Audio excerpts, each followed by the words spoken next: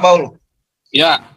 Kalau dilihat ya, 10 tahun ini data-datanya, gereja paling banyak ditutup dalam 10 tahun kepemimpinannya partai yang satu ini. Kemudian orang Kristen paling banyak dipersekusi. Apalagi zaman media sosial, udah nggak bisa lagi ditutup. Tiap hari kita lihat video yang seperti itu. Bagaimana kita mau percaya dengan partai yang model seperti itu, Pak Paul, gitu. Terus yang kedua, ngapain kita pilih presiden atau pilih pimpinan karena ganteng dan banyak senyum sana sini? Enggak, yang penting kalau saya milih presiden, yang penting saya besok bisa ibadah dengan tenang gitu kok. Enggak pikir yang lain-lain. Ganteng-ganteng nggak taunya melambai ya, Pak. Ya itu, mendingan yang gembul kayak Prabowo, Pak. Sana sini, Pak Paul, gitu. Lebih bagus saya pilih presiden yang bisa menjamin saya bisa beribadah hari Minggu dengan tenang gitu.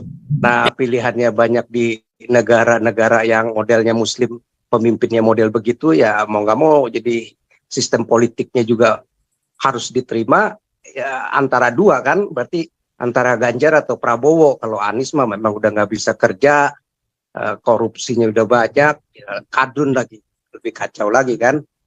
Nah, jadi kalau Ganjar dan Prabowo, kalau saya lihat misalnya nanti memang tergantung juga lagi ya Wapres dan lingkarannya. Tapi kalau saat ini ya kita lebih condong ke Prabowo saat ini, walaupun Prabowo banyak desas-desusnya dulu, kerusuhan 98 lah, dan hal-hal yang lain yang memang sampai saat ini juga masih belum bisa dibuktikan begitu ya, lewat mahkamah militer pun, lewat pengadilan militer sekalipun Prabowo juga nggak bisa dibuktikan menculik dan ini segala, nggak ada gitu ya, baru desas-desus saja begitu, dan itu selalu dimainkan juga oleh lawan politiknya dia ya, terutama ya PDIP yang mengusung Jokowi ya.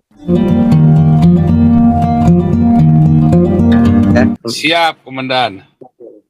Terus ini tadi ya mengenai apa PDI ya, kalau PDI udah saya pikir sih udah partai zona nyaman, jadi ya memang udah saatnya kasih anak muda aja lah, udah PSI aja partainya Pak Santi Amer sekarang tuh. Nah, kecuali Pak Santi Amer nanti bisa bikin partai Galarua tuh, baru kita ke Galarua lagi.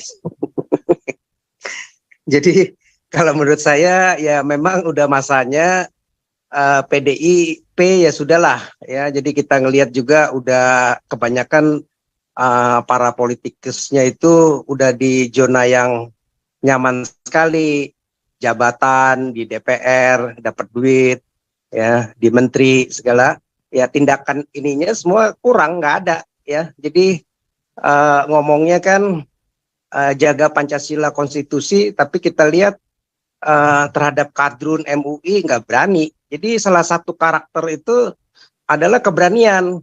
Jadi kalau punya pemimpin, walaupun pintar manajemen, udah tahu di bawahnya bobrok, ada orang-orang yang modelnya rakus, koruptor, ya, penjilat, manipulator, semuanya ya.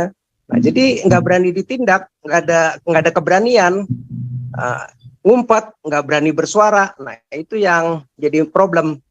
Jadi kalau di negara Eropa, Amerika, dalam sejarahnya itu mesti punya presiden yang berani bersuara di saat ada perlakuan-perlakuan yang tidak benar, yang tidak sesuai dengan ideologi, misalnya mesti Pancasila, Undang-Undang Dasar 45 yang sudah disepakati bersama. Nah, presiden yang nggak berani ngumpet, ya partainya juga yang jadi partai pemenang pemilu nggak berani bersuara, ngumpet semua, pada takut, pada ngambil zona nyaman, ambil keuntungan pribadi dan kelompok.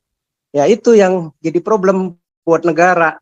Negara akan makin lama makin terkikis, begitu ya, hukum nggak akan jalan, dibiarkan terus toleransi orang-orang yang memang banyak dengan niat jahat, manipulator, koruptor begitu, apalagi dengan model-model MUI ya, kekerasan, intimidasi dibiarin terus, ya akhirnya nggak ada sikap negara untuk mendidik warga negaranya untuk nggak bisa mentolerir hal-hal seperti itu ya. Yang ada akhirnya negara dibawa makin ya itu intoleran, makin intimidasi, makin munafik, makin menutupi kebohongan demi kebohongan, ya semuanya. Jadi nggak ada yang benar akhirnya.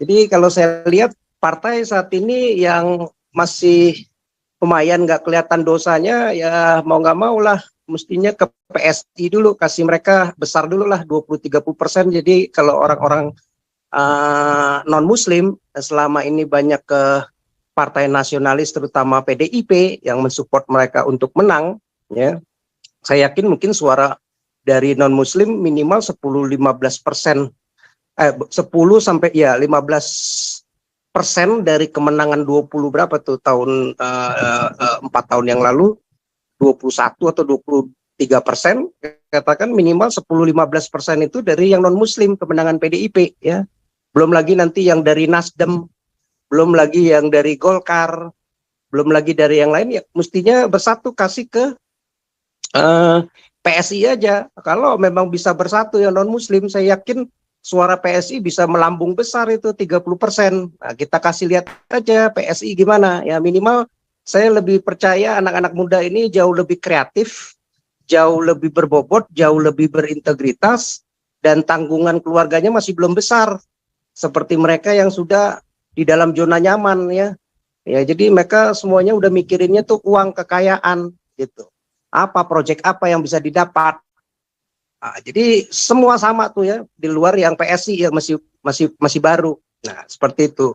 Saya rasa untuk partai itu, tapi kalau untuk presiden memang kita masih lihat pilihannya dari antara 3 yang diusung, ya memang sebenarnya nggak ada yang punya kapasitas, ya. Jadi orang-orang yang Muslim nggak mampu lah untuk mimpin jadi negara bisa maju seperti Eropa, Amerika, Jepang, Korea, Singapura, nggak mungkin begitu. Tapi ya udah mau nggak mau ya, karena pilihannya banyak di negara-negara yang modelnya Muslim, pemimpinnya model begitu, ya mau nggak mau jadi sistem politiknya juga harus diterima ya, antara 2 kan, berarti antara Ganjar atau Prabowo. Kalau Anies mah memang udah nggak bisa kerja, korupsinya udah banyak, ya, kadrun lagi, lebih kacau lagi kan.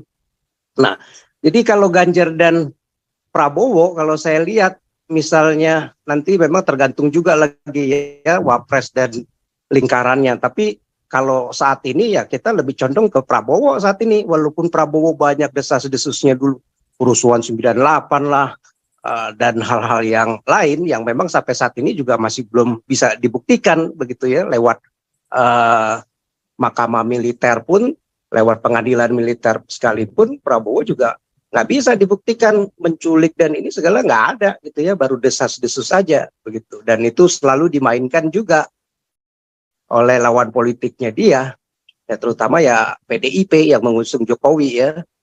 Nah jadi kalau saya lihat ya udah mau nggak mau mestinya kayaknya Prabowo sekalian, kalau memang mesti ini tegas-tegas, kalaupun salah milih pun ya udah hancur aja sekalian lah Indonesia, mendingan kita bentuk baru aja ya, daripada milih presidennya yang modelnya mingkem juga, takut juga, pengecut juga, ya akan begitu juga negara ini, malah bikin kacau. Kalau yang mingkem-mingkem itu rakyatnya dibuai seolah-olah wah sopan, beretika, bermoral dan macam-macam begitu ya. Apa tuh namanya bahasanya Pak Paul, apa tuh kalau di Muslim itu akhlaknya baik gitu kan. Tapi percuma, munafik ya, kebohongan ditutup dengan kebohongan lain lagi nanti akhirnya. Ya mendingan yang apa adanya aja ya, mau kasar-kasar sekalian, mau yang penting open udah, jangan ini. Jadi ketahuan kalau memang mau nanti salah mesti gulingkan sekalian begitu, jelas-jelas. Tapi kalau yang model kayak begini susah ya, jadi banyak pembelanya tapi tertipu begitu ya. Selama ini seolah-olah bapak pembangunan bagus, bangun infrastruktur, tetapi terhadap hal-hal pembangunan manusianya ya, korupsinya, hukumnya hancur malah begitu ya. Belum lagi ideologi saat ini udah diinin kadrun, malah justru jadi kecewanya akhirnya kelamaan, udah 8 tahun baru kita sadari, oh salah pilih nih pemimpin model begini gitu. Jadi menurut saya untuk partai ya saat ini udah jelas lah mestinya ke PSI, nggak ada pilihan yang lain kalau buat yang non Muslim. Kalau presiden ya untuk saat ini sih kelihatannya Prabowo kali ya, mau nggak mau sekalian Tangan besi. mesti berani. Iya, katakan misalnya isunya Prabowo ini didukung oleh para kadrun waktu pemilu sebelumnya maupun di pilkada ya. Tapi itu menurut saya, hemat saya, karena dia merasa siapapun partai politik akan terima dukungan siapapun ya. Nah, karena apalagi si Gerindra ini kan mungkin baru 3 periode atau 4 periode ya. 3 periode kayaknya baru jadi partai. Jadi masih termasuk muda ya. Jadi pecahan banyakan dari Golkar kan. Nah, jadi dia terima aja dulu, termasuk dukungan FPI, PA 212, ya HTI sekalipun, ya siapapun dia terima begitu. Tetapi waktu dia menjabat sama aja seperti Soeharto, saya yakin mungkin akan malah yang ada Soeharto waktu itu diterima semuanya. Tapi habis itu Murdani juga udah katakan ya justru yang anti Islam Soeharto. Karena dia lihat kalau pakai ideologi Islam negara dipimpin ya hancur negaranya, nggak bisa jalan pembangunannya, semuanya direcokin begitu. Yang ada maunya dikudeta terus pemimpinnya, nggak akan diakui, maunya semuanya diganti sama Islam jadi khilafah begitu. Nah, jadi saya yakin mesti punya sosok kepribadian yang berani. Nah, saya lihat di antara ini yang agak berani, yang lebih berani Prabowo, walaupun mungkin secara karakter mungkin kelihatannya kurang baik begitu ya, tapi itu dia lebih berani apa adanya begitu, nggak berusaha untuk ditutupi dengan pencitraan. Yang bahaya kan dengan pencitraan ini yang justru musuh dalam selimut ini yang kadang bisa jadi pengkhianat begitu. Ya itu kira-kira Pak Paul. Makasih. Pak Paul, jadi gini ya. Pak Paul. Ya.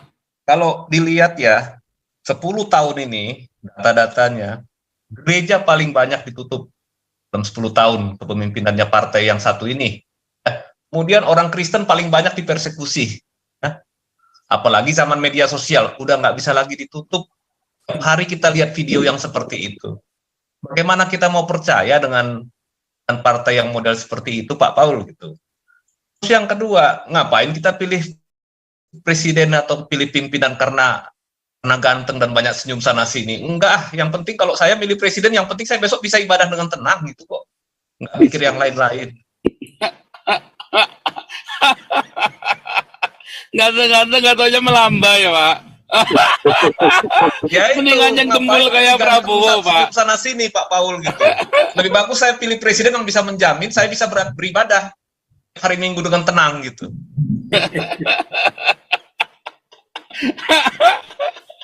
Halo, Pak Paul. Iya Pak Perpesta, sebentar ini Silakan, lagi silakan, heboh. lanjut, Pak, lanjut. Ini di live di live YouTube lagi pada heboh gara-gara ini di live YouTube lagi pada heboh gara-gara ini nih, gara-gara Pak Suara Nyawer 2.000 euro. Ini pada gegeran ini di live YouTube nih, gempar ini. Lanjut Pak Perpesta. mungkin saya lah memang.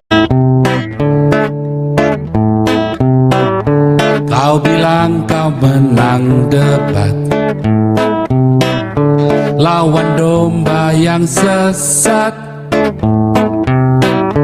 Kau bilang banyak yang tobat.